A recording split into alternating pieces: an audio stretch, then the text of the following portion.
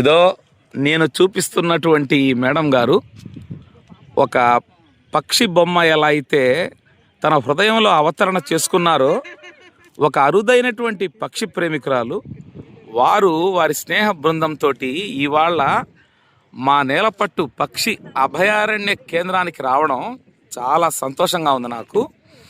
ఈ పక్షుల వీక్షణ వారు చేస్తున్నటువంటి విధానం చాలా సుందరంగా, సుమధురంగా, సుమనోహరంగా సాగుతూ ఉంది.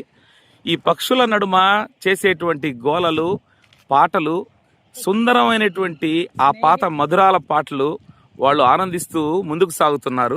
బాగా మేము చూడగలుగుతున్నాము. మనందరం కలిసి ఎంజాయ్ చేస్తున్నాం. సహాయం సహకారం ఉండబట్టే దీని అందాన్ని ఇంకా ఆస్వాదిస్తున్నాం. అదే మనకి ఆంధ్రప్రదేశ్ లో ఇంత అందమైన ప్రదేశం ఉందని. ఎక్సలెంట్ అండి ఈ మాట. టూరిజం కి వెళ్తుంది ఈ వీడియో. ఇంత అందంగా ఉందని నాకు ఇప్పుడే తెలుసుకున్నాను.